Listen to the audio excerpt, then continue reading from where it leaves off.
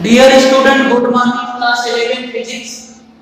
आगे चैप्टर 4 का और आगे का वीडियो जीरो वेक्टर पढ़ेंगे। जीरो वेक्टर क्या है इसके बारे में हम समझेंगे। इसके पिछले वीडियो में हमने बता दिया था कुछ वेक्टर के बारे में, तो अब जीरो वेक्टर के बारे में पढ़ेंगे। देखते हैं क्या होता है। हमने जीरो वेक्टर को ऐसे डिनोट करते हैं, जीरो और ऊपर वेक्टर। जीरो वेक्टर क्या होता है, तो ऐसे वेक्टर जिसका मैग्नीट्यूड जीरो उसको हम बोलते हैं जीरो वेक्टर। ऐसे वेक्टर जिसकी मैग्नीट्यूड क्या हो, जीरो हो, तो उसे हम क्या बोलेंगे, जीरो वेक्टर। यानी इस जीरो वेक्टर को नल वेक्टर भी कहते हैं, या वॉइड वेक्टर भी कहेंगे, या एम्प्टी वेक्टर भी कहेंगे। अब जीरो वेक्टर की कुछ प्रॉपर्टी है, उसको हम ध्यान से देखेंगे। ठीक, तो जीरो वेक्टर को अगर किसी वेक्टर के साथ एडिशन करें तो वो वेक्टर हो जाएगा जो वेक्टर था वही होगा। ये पहली प्रॉपर्टी। फर्स्ट। दूसरी प्रॉपर्टी, अगर किसी वेक्टर के ए के साथ अगर जीरो वेक्टर को माइनस करते हैं तो उसकी वैल्यू आती है वेक्टर ए। ठीक, अब इसके बाद अगर किसी वेक्टर के साथ जीरो वेक्टर का डॉट प्रोडक्ट निकालें तो वो आएगा जीरो वेक्टर। अगर उसके साथ हम डॉट प्रोडक्ट निकालते हैं तो ये आपका आएगा क्या, जीरो। क्या आएगा, जीरो। इसकी तीन प्रॉपर्टी। तो जीरो वेक्टर नोट कर लीजिए। Which vector those vector have magnitude, चाहे which vector have magnitude is zero, which vector have magnitude is zero is called zero vector, is called zero vector, जिसको denote करते हैं इससे। इसकी value होती है 0x 0i plus 0j plus 0k। ये होता है, नोट कर लो। ये प्रॉपर्टी है उसकी, ये भी स्क्रीनशॉट ले लीजिए।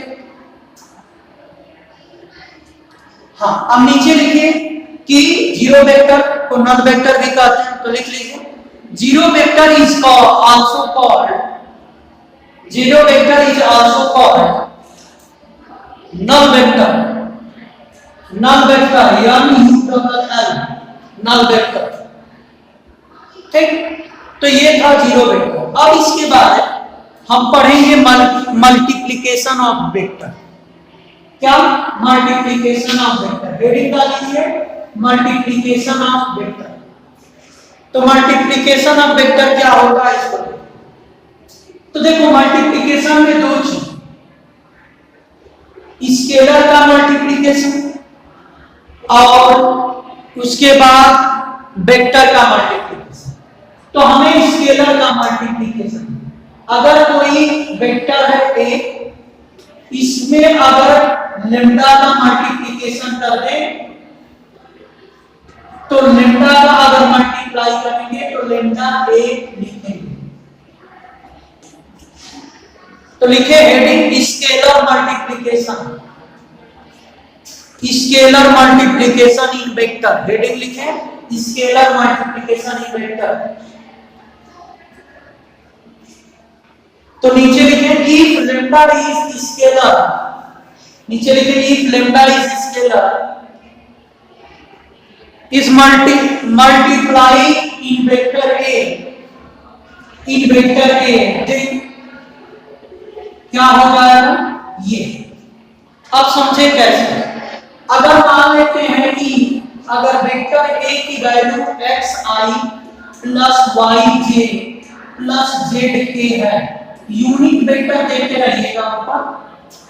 अगर हमें लेम्डा के निकालना हो, लेम्डा के, तो ये लेम्डा का मल्टीप्लाई कर देंगे। ठीक, ये अब इसके इसके बाद लैम्डा का जब मल्टीप्लाई करेंगे तो लैम्डा x प्लस लैम्डा 1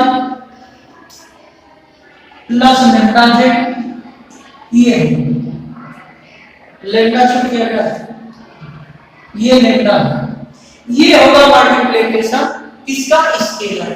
तो इसको नोट करो।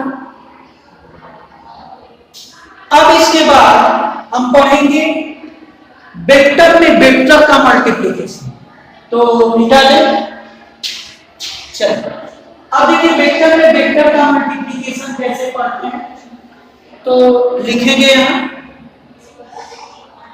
इफ नो दूसरा इफ ए वेक्टर की वैल्यू दिया है x1i, चाहे xi yj प्लस zk, अगर वेक्टर b की वैल्यू दिया है ai फिर bj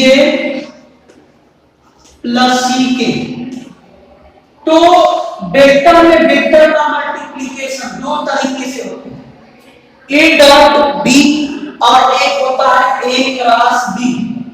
तो a डॉट b हमें पढ़ना है, a क्रॉस b आगे, तो इसको बोलते हैं डॉट प्रोडक्ट। इसको क्या बोलते हैं? Dot product.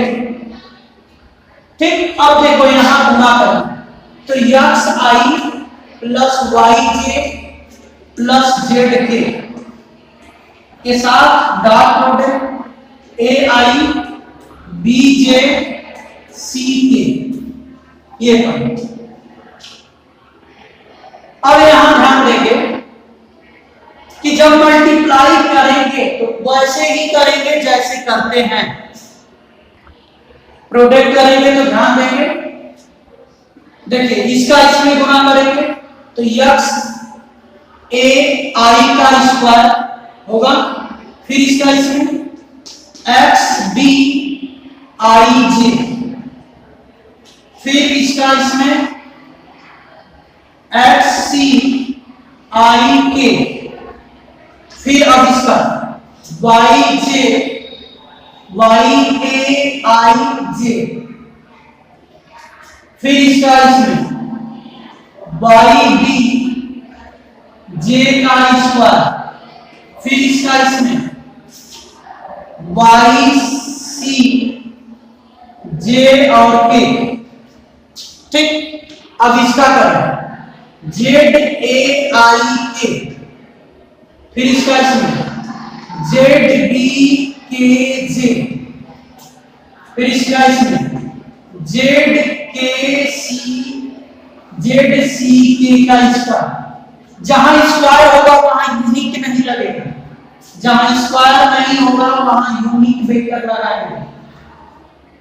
ठीक, याद रखिए यूनिक वेक्टर छूटे ना, अगर यूनिक वेक्टर छूट गया तो गलत है, नंबर कटता है, पूरा गलत नहीं होता, नंबर कटता है। अब देखो यहां ध्यान, एक थोड़ा सा फार्मूला है, नोट करें। i डॉट i को लिखते हैं i का स्क्वायर की वैल्यू 1 होती है, इसी तरह j का स्क्वायर की वैल्यू 1 होती है और k स्क्वायर की भी वैल्यू 1 होती है, लेकिन i के साथ j का मल्टीप्लाई करेंगे तो 0 होगा और j के साथ k का मल्टीप्लाई करेंगे तब भी 0 होगा और i के साथ k का मल्टीप्लाई करेंगे तब भी 0 होगा। यानी अगर के साथ डॉट प्रोडक्ट रहेगा तो 0 होगा और सेम के साथ डॉट प्रोडक्ट रहेगा तो उसका वैल्यू 1 होगी। तो आई स्क्वायर ध्यान दें, तो आई स्क्वायर की वैल्यू 1, तो यहां x a होगा प्लस ये 0 हो जाएगा, i j 0 j k 0 i j 0 j square, तो ये 1 हो जाएगा और ये होगा y b प्लस इसी तरह ये zc बचेगा, बाकी सब 0 हो जाएगा, क्योंकि i j k और i k का मल्टीप्लिकेशन क्या हो गया 0, तो हमारा आंसर क्या होगा ये। अब इतना बड़ा क्वेश्चन कैसे लगाएंगे, अगर प्रोडक्ट आ गया तो गुणा करते रह जाएंगे, तो एक आसान तरीका बताते हैं, ध्यान दें। हमारा क्या है, a डॉट b निकालना है, हमारा क्या है, यक्स आई वाई जे प्लस जेड के का डॉट प्रोडक्ट निकालना है, ए आई बी जे सी के क्या निकालना। ध्यान दे, हमारा ये आना चाहिए, ध्यान दो, आई का आई के साथ मल्टीप्लाई करना, तो आई और आई के साथ मल्टीप्लाई एक्स है, ठीक, आई स्क्वायर दैट इज 1, यानी आई का कोएफिशिएंट दैट इज आई का मैग्नीट्यूड का मल्टीप्लाई कर देंगे प्लस जे का मैग्नीट्यूड का मल्टीप्लाई, फिर के मैग्नीट्यूड का मल्टीप्लाई, यही आंसर है। इसका इसमें, इसका इसमें, इसका के का के के साथ, जे का जे के साथ और आई का आई के साथ कर लेंगे, यही हो गया हमारा, ठीक। तो ये हमारा क्या वेक्टर में वेक्टर का मल्टीप्लिकेशन है। आई होप कि आपको समझ में आ गया, ठीक। अब ये कैसे वैल्यू 1 आती है 0 आती है, इसको समझ, स्क्रीनशॉट ले, ठीक। अब देखो ध्यान दें, अब इसके बाद कैसे ये 1 आई कैसे 0 आई, ये ध्यान दें। एक फार्मूला होता है a डॉट b की वैल्यू होती है A B cos theta, vector a है और वेक्टर b है, इनके बीच थीटा एंगल है, तो इसका डॉट प्रोडक्ट होता है a का मैग्नीट्यूड और b का मैग्नीट्यूड इनटू cos थीटा। उसी प्रकार ध्यान देंगे, ये हमारा x axis, y axis, z axis, ये i होता है, ये j होता है, ये k होता है, तो हमें i इंटू आई निकालना, तो दोनों वेक्टर i i क्या होगा, सेमी डायरेक्शन, तो i डॉट i, तो i की यूनिट मैग्नीट्यूड 1 होता है, क्योंकि i जो है यूनिट वेक्टर होता है, यूनिट वेक्टर का मैग्नीट्यूड 1 होता है, और इस आई का भी 1 होगा, और cos थीटा के बीच की डिग्री क्या है 0, तो cos 0 की वैल्यू 1 होती है, इसलिए आई स्क्वायर हो गया क्या होगा, इसी तरह जे स्क्वायर के स्क्वायर। लेकिन आई और जे की बात करें तो आई की यूनिट होगी 1 और जे की भी वैल्यू 1 और cos यहां 90, क्योंकि आई और जे के बीच कितने डिग्री होता है 90, तो 90 यहां रखेंगे तो क्या हो जाएगा cos 90 की वैल्यू 0, तो i into j की वैल्यू क्या होगा 0। तो स्क्रीनशॉट ले लीजिए। आई होप कि आपको समझ में आ गया होगा। आज के लिए बस इतना, थैंक यू।